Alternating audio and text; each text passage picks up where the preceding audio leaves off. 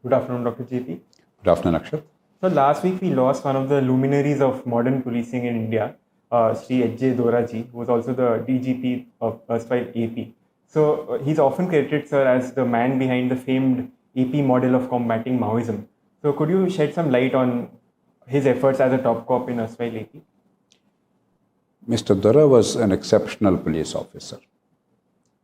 He combined in himself not only competence, but also compassion, a lot of tact, leadership qualities, and above all, a deep understanding of a democratic system, what the people want, what is the people's mandate. Very many officials in All India services and elsewhere, they have contempt for democratic process. They're afraid of political leadership because they have the power, but there's no genuine respect sometimes. Mr. Dora was not like that. He truly respected the people's mandates, democratic process, and democratic system. So that made him very unusual as an official. For instance, in dealing with the Maoist threat, he did not deal with it merely with a firm hand and simply using the weapons and force. He devised a multi-pronged strategy. Intelligence, reaching out to the local community so that you can get them on your side, working with other departments and agencies of the government and with the political executive to have inclusive politics so that political process is not limited to elections alone, but the welfare reaches the people, and dealing with the development agencies, and of course, where necessary, where the law warrants it, firm legal action against the left-wing extremists. So it is this combination and a far-sighted approach and continuity of approach. That's what really did the trick. And several officials played a role. Of them, Mr. Dora would be one of the most preeminent officials. What many people in India don't understand is we are obviously vexed with so many things that are wrong with our government, with our policing, with the failure of rule of law. All these are real. But we are still a nation who are a work in progress. We are not a fully formed nation in that sense yet. And we don't have state capacity to really address many challenges very effectively. State capacity also will try to increase it, improve it, and we are notoriously inefficient in many respects, even today. So given that, the police bear the brunt of the burden sometimes because whatever be the problem, social, economic, or political, the manifestation oftentimes is rule of law, law and order. And police are also the visible symbol of the state. They wear the uniform, they wield the weapons. There's much that is wrong with the policing, just like there are so many things wrong with our political system and governance system. But police are one of the most overworked people in the country. We are also losing about 1,000 policemen a year on duty, either fighting criminals or terrorists or extremists or some other group or other. And oftentimes we don't really recognize it. Quite rightly, we put our armed forces on a pedestal. We are very proud of our armed forces. They are professional, they are politically neutral, they are very effective in serving the cause of India. But equally, other uniformed forces are doing a remarkable job. Yes, there are deficiencies, we must set them right. But you cannot throw the baby with the bathwater. Mr. Dora recognized it. And in handling left-wing extremism, there's a particular challenge. All of us, we suffer from certain amount of moral uncertainty.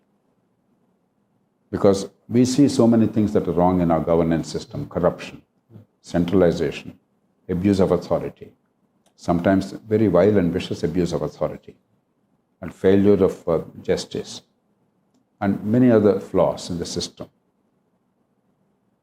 And the Maoist movement, though inspired by the international communist movement, it is also homegrown. It is largely a product of the injustice perceived by many people who became the cadres of Maoists eventually. So there's some amount of sympathy on our part, as well as some amount of moral ambiguity. There are moments when even otherwise sane people would feel that violence may be necessary. I remember there were one or two occasions, I should know better, but one or two occasions when there were particularly egregious acts of corruption in relation to school education, affecting the poor population, for instance. I was so outraged, I actually said, what are the Naxalites doing? So we all harbor that anger against what is wrong in the country. But what we have forgotten is three things. The first is violence can never be a solution in a democratic society. With all our flaws, we are a democratic society. With all our flaws, our founding fathers gave us the right to universal franchise, right to protest, right to organize, right to articulate our ideas. Once we have that, violence cannot have place. Because the moment we eulogize violence, then I can indulge in violence because I don't like your face, or what you say, or your stand on a particular issue. Equally, you can use violence against me. It descends into anarchy and disaster. There's nothing worse than anarchy and lawlessness in a society. The second is, world over, why did communism, in the manner that they wanted to achieve success, why did it fail? Because communism assumed that wealth creation is not there. It is only accumulation of wealth. That means somebody has to accumulate wealth, somebody else has to be fleeced. It's a zero-sum game. The whole idea of theory of surplus value is that unless you exploit the worker, you cannot accumulate capital. It's absolutely antithetical to modernity. That was the case in the feudal era when land was the primary source of wealth. And if God was kind and weather gods were permitting, you would have some enough food to eat and people survived. And if weather gods or the pest and pestilence, they were not favorable, then people starved to death. So that was a zero-sum game. So the whole notion was a zero-sum approach. Whereas modern world is all about innovation. It's about creating wealth where there is none. It's about creative destruction. It's about disruption. Now nobody can argue that the cell phone creator or the digital platforms inventors, they are fleecing us. Yes, they're enriching themselves, particularly in this day of aggregation with technology. They're becoming multi-billionaires. But we are all buying these goods and services because we feel it's bringing value to our life. And the price we pay is, we believe, adequate, it's reasonable. None of us bought it because of monopoly.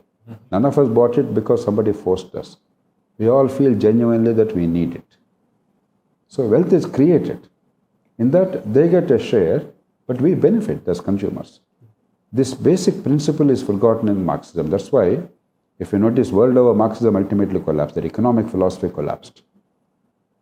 And there is not a single young person today who wants to join the Marxists. There is not a single example of people migrating from a modern, market-driven, free society to a Marxist society like North Korea or East Germany or some other part of the geography. The third thing is, it's not that Marxism lost. The best elements of Marxism, education, healthcare, human empowerment, fulfillment of human potential, opportunity irrespective of birth, these are now very much ingrained as part of our values in society. The reason why the West succeeded, or market economy succeeded, is not because market economy in itself is enough. They embraced the best elements of Marxism, particularly opportunity, dignity, and elimination of avoidable suffering. And that beautiful combination, that became very successful as a model. Unfortunately, our left-wing terrorists or left-wing extremists never understood that. And the particular tragedy I feel in the context of India is, in the rest of the world, while the Marxists did significant damage to the economy by promoting monopolies and opposing competition and choice, they did significant good by promoting universal quality education and healthcare. India is perhaps the sole exception. While the influence of Marxists, even if they did not acquire power everywhere, the influence was very pronounced in public policy and discourse. But India never really took education and healthcare seriously. So we had double jeopardy. And our Marxists did not understand that, whether those wielding the weapons or those who eventually followed the parliamentary path. That's the context in which we are operating. So I don't think that the positive elements of Marxism are dead, but they are now integrated with market economy. And country, in order to prosper, must embrace those positive elements while promoting economic growth through competition and choice. I think that is the moral of all this. So now a lot of water has flown through the Ganga, the Brahmaputra and the Godavari since the days Mr. Dora led efforts against the Maoists and now. And today we're speaking of a situation where the Home Ministry says that by the end of this month, we are shooting in March, they aim to eradicate Maoism from the country. So what has this journey been like and why were some states more successful? Was it due to officers like Mr. Dora or was there something else that AP was doing right? I think, first of all, it started in this state. Present-day Telangana, then Andhra Pradesh. I remember when I was under training, Jagtiala and Sirsila were the most notorious places. Yeah. They were the two disturbed area blocks, taluks, in the whole country at the time. 78, I think that happened. And I went to Karimnagar, where both Jagtiala and Sirsila were located in 1980, 81 for training. So we were very much in the thick of it. Because it started here, the challenge emanated from here, therefore you had to address the challenge here. Governments committed mistakes.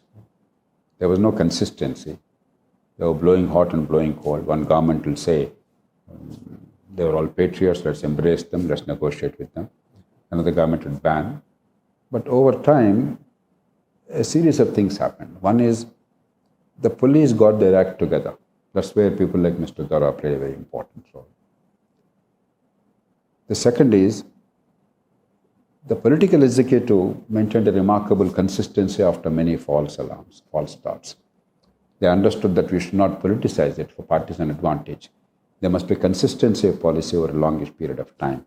The Congress and TDP, the two major parties in power at the time, for 20-25 years. The third is, politics and administration, however ineffective they are, they reached out to the interior, remote, rural, poor areas, welfare system, political inclusion, political participation, etc. It's not perfect. For instance, local governments are very weak, unlike in Kerala. Education and healthcare are very bad all over the country in general.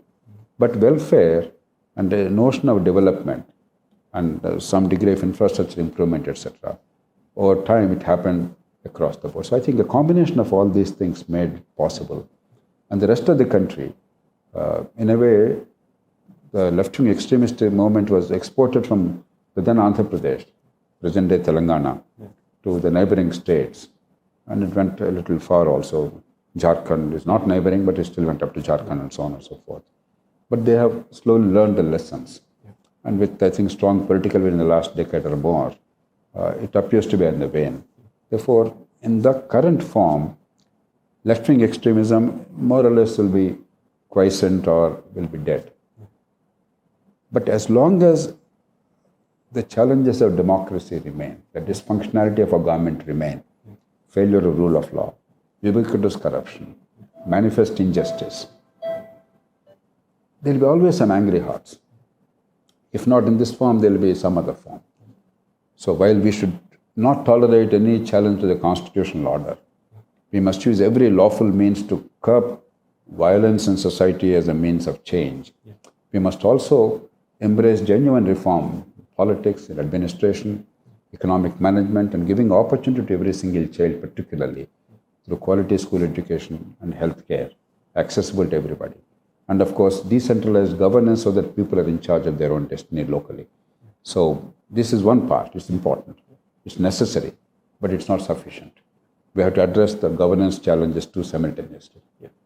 So now the surrendering Maoists, they've come up with a list of demands. So after their surrender, so a couple of them I think I found interesting. One is that they want the recognition of the CPI Maoist as a legitimate political party in India. And the other one is that they want all the political prisoners, as they call them, activists who've been detained in urban centers in India to be released. Your take on this? No, see, it's usual for any group to make demands of that kind, but there is a law in the country. One group is not different from other groups. If you indulge in serious crimes, the state is not obliged to withdraw the cases against you, because it's not about the government or the chief minister or the prime minister. The crime is against the people and the society itself. So we have to go by merits in individual cases. And as far as the political action is concerned, India is a free society. Anybody can form a political party and get involved in electoral politics or other kinds of politics peacefully, lawfully. So if you conform to those principles, if you eschew weapons and violence, then the constitution and law will take their own course. It's not about how loudly you make the demands. It's not about your past. It's about who you are as citizens. Therefore, all citizens have the rights. Beyond that, I don't think there's anything that can be said. Right. So before we close, I just want to end with a quote of Mr. Dora. So he was asked that AP took quite a while to curb Naxalism. So why was the reason for that? And he replied, the only thing necessary for the triumph of evil is for good men to do nothing. Do you think this somehow rings true with what we at FBR also follow? Oh, very definitely. Every reformer world over, throughout history, embraced this. No, you can't simply complain and be passive. In fact, mere complaint without a set of solutions, logical, rational solutions, is no use. FDR's approach always has been collective, informed assertion, and a search for solutions based on evidence, logic, best practices, innovation, and then coming out with practical solutions. That's the only thing that ever changed the world, and that's the only approach that we can follow as free citizens in a democracy. Absolutely, sir. That's a great note to end this interview on. That's all from us today. Thank you.